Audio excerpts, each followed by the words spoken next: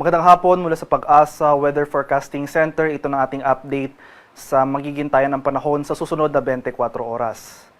Kanina alas 3 ng hapon huling namataan itong sentro ni Tropical Storm Pabuk na dating ang Bagyong Romina sa layong 165 kilometers kanluran ng Kalayaan Islands. So malayo na ito sa ating kalupaan at wala na tayong inaasang direktang epekto nito sa anumang bahagi ng ating bansa. Samantala, makikita natin dito sa ating latest satellite images itong mga makakapal na kaulapan sa silangang bahagi ng ating bansa, partikular dito sa Southern Luzon at ilang bahagi ng Eastern Visayas ay ang patuloy na epekto ng shearline o yung salubungan ng mainit at malamig na hangin. Kaya mataas sa tsansa ng pag-ulan pa rin ating inaasahan dito sa ilang bahagi ng Eastern Visayas, sa Kabikulan, pati na rin dito sa Calabarzon, buong Mimaropa, pati na rin sa ilang areas ng Western Visayas sa mga lalawigan ng Aklan at sa Capiz.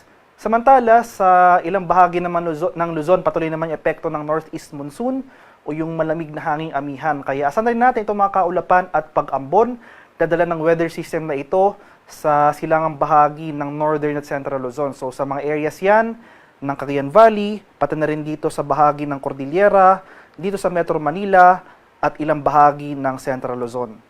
For the rest of Luzon, so sa Ilocos Region, nalalabing bahagi ng Central Luzon, pati na rin dito sa nalalabing bahagi ng Visayas at buong Mindanao.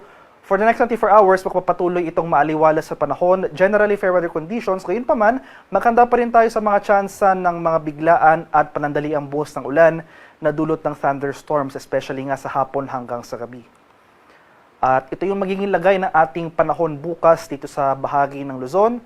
Magpapatuloy yung pag-ulan na dulot ng shearline sa ilang areas ng Southern Luzon, sa mga rehiyon yan ng Calabarzon, pati na rin dito sa Bicol Region at malaking bahagi ng Mimaropa. Kaya sa mga lugar na ito, especially dito sa area ng Quezon at Bicol Region, makanda tayo sa mga banta ng pagbaha at pagbuho ng lupa. For the rest of Luzon, including Metro Manila, inaasahan natin yung patuloy na pag-iran ng malakas na northeast monsoon. Kaya maulap na kalangitan ang ating inaasahan bukas. At kung may mga pag-ulan man tayong mararanasan, ito yung mga light rains o pag-ambon lamang, especially dito sa area ng Ilocos Region. Maximum temperature forecast para sa Lawag bukas, posibleng umabot ng 31 degrees Celsius. 24 degrees sa Baguio City, 28 degrees Celsius sa Tuguegarao. Maximum temperature forecast for Metro Manila tomorrow, posibleng umabot ng 30 degrees Celsius. 29 degrees naman dito sa Legazpi at 27 degrees Celsius sa bahagi ng Tagaytay. Sa mga areas naman ng Palawan, Visayas at sa Mindanao, dahil rin sa shearline, itong mga areas ng Kalayaan Islands, pati na rin sa mga lalawigan or sa ilang areas ng Western Visayas, pati na rin dito sa Eastern Visayas, sa Samar Island, pati na rin dito sa Leyte Island at Biliran, asahan rin natin or magpapatuloy itong mga pag-ulan na dulot ng shearline, especially nga sa hapon ng sa gabi, saka natin nararanasan yung mga malalakas sa pag-ulan na ito. For the rest of Palawan or sa malaking bahagi ng Palawan, rest of Visayas at buong Mindanao, simula ngayong gabi hanggang bukas sa madaling araw, maganda tayo sa mga tsansa ng isolated rain showers or thunderstorms. Ngunit panandalian naman yung mga pag-ulan na ito, so inasahan natin starting tomorrow morning hanggang tanghali ay maaliwalas na muli ang ating panahon. Maximum temperature forecast for Kalayaan Islands at Puerto Princesa bukas, posibleng umabot ng 30 degrees Celsius. 31 degrees naman sa area ng Iloilo at Cebu at 31 degrees Celsius rin sa bahagi ng Tacloban. Maximum temperature forecast for Cagayan de Oro bukas, posibleng umabot ng 32 degrees Celsius. 33 degrees naman dito sa bahagi ng Davao at 33 degrees Celsius sa area ng Zamboanga. At ito yung ating latest weather advisory na issued as of 5 p.m. today. So inaasahan natin itong heavy to intense rains na dulot ng shearline. So ito yung mga lugar shaded ng orange dito sa mga lalawigan yan ng Camarines Sur, Albay, Sorsogon at Catanduanes. Moderate to heavy naman sa mga areas shaded ng yellow sa mga lalawigan ng Quezon, Camarines Norte, Marinduque, Romblon, Masbate, Samar, Eastern Samar, Biliran, Leyte, Aklan at sa Capiz. Kaya itong mga lugar na makakaranas ng heavy to intense rains, inuulit ko po sa mga lalawigan ng Camarines Sur, Catanduanes, Albay, Sorsogon at Northern Samar, maghanda tayo sa mga banta ng pagbaha at pagguho ng lupa dahil ito nga yung mga lugar na pinakamaapektuhan ng mga pag-ulan na dulot ng shearline. So yung time period po natin, simula ngayong hapon hanggang bukas ng hapon. Pagsapit naman tomorrow afternoon hanggang Wednesday afternoon, magpapatuloy yung heavy to intense rain sa dulot ng shoreline. So mapapansin po natin, bahagyang tataas yung mga pag-ulan na dulot ng shoreline. So ang dahilan po nito kung bakit tumaas yung mga, or kumbaga may northward shift ng mga pag-ulan na dulot ng shoreline, ay tumaas yung axis ng weather system na ito. So inaasahan pa rin natin itong heavy to intense rain sa ilang bahagi ng Bicol Region, sa mga lalawigan ng Camarines Sur, Catanduanes, Camarines Norte. Lalakas na rin yung mga pag-ulan dito sa Quezon at heavy to intense rains ang ating inaasahan dito sa lalawigan ng Aurora. Moderate to heavy rains, muli ito yung mga lugar na shaded ng yellow sa mga lalawigan ng Isabela, sa Oriental Mindoro, Marinduque, Romblon, Albay, Sorsogon, Masbate, Northern Samar at Eastern Samar.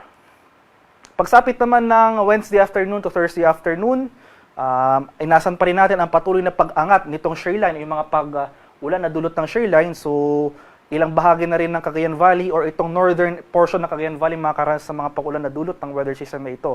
So, heavy to intense rains, areas shaded ng orange sa mga lalawigan ng Aurora, dito sa Quezon.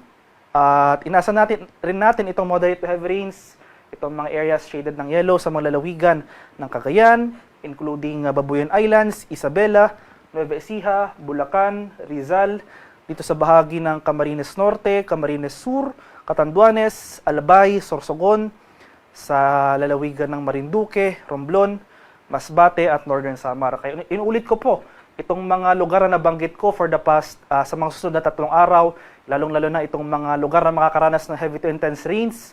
Maghanda po tayo sa mga banta ng pagbaha at pagguho ng lupa dahil inaasahan natin itong mga malalakas at tuloy-tuloy na buhos ng ulan na dulot ng shoreline for the next 3 days. Kaya umantabi tayo sa mga posibleng heavy rainfall warnings o yung mga rainfall advisories na ini-issue ng ating mga kasamahan sa Pag-asa Regional Center sa ating mga lokalidad.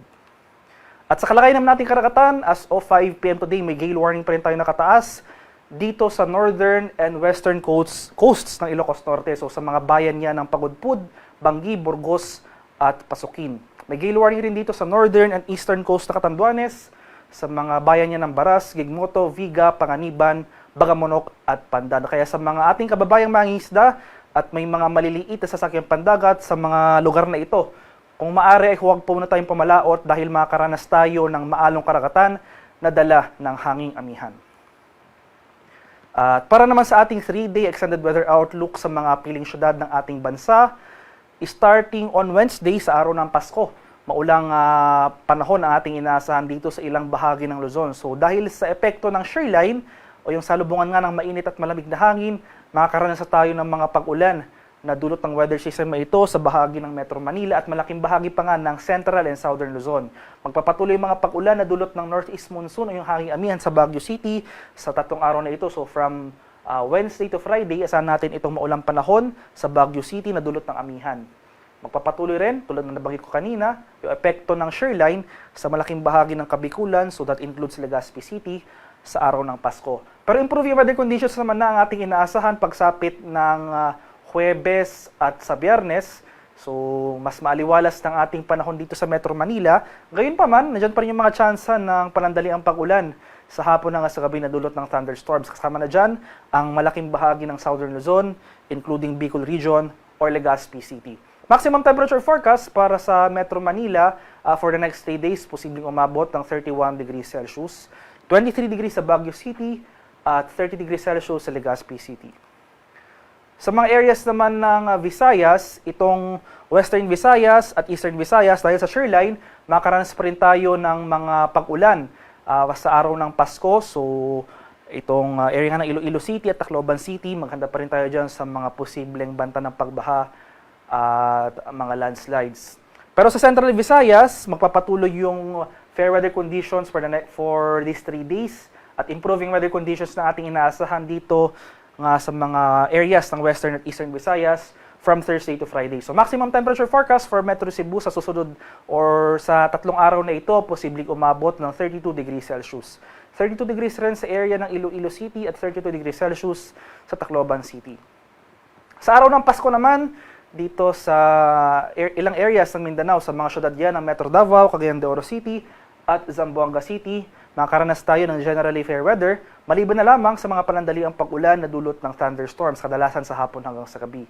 At sa mga susunod na araw, pagsapit ng Huwebes at Biyernes, dahil sa pag-iral ng easterlies o yung mainit na hangin galing sa karagatan ng Pasipiko, posible tayong makaranas ng mga kalat-kalat na thunderstorms sa mga araw na ito. So, pagsapit ng Huwebes at Biyernes, especially itong eastern section ng Mindanao, sa mga rehiyon ng Caraga at Davao Region, makakaranas ng mataas na tsansa ng pag-ulan, pati na rin dito sa ilang areas ng Zamboanga Peninsula. Pero magpapatuloy yung maaliwalas sa panahon sa central portion ng Mindanao for these 3 days. So itong area ng Cagayan de Oro City, generally fair weather ang ating inaasahan. Magdala pa rin tayo ng pananggalang sa ulan na dulot ng thunderstorms.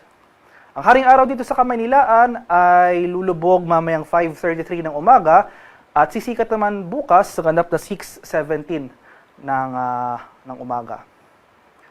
At para sa karagdagang impormasyon tungkol sa ulat panahon, lalong-lalo na sa ating mga rainfall advisories o yung mga heavy rainfall warnings na ini-issue ng ating Pag-asa Regional Center sa ating mga lokalidad, ay i-follow kami sa aming social media accounts at DUST_Pag-asa. Mag-subscribe na rin kayo sa aming YouTube channel sa DUST Pag-asa Weather Report at palagi bistahin ang aming official website sa pag-asa.dust.gov.ph.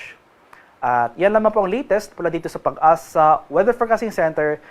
Magandang hapon sa ating lahat. Ako po si Dan Villamin Lagulat.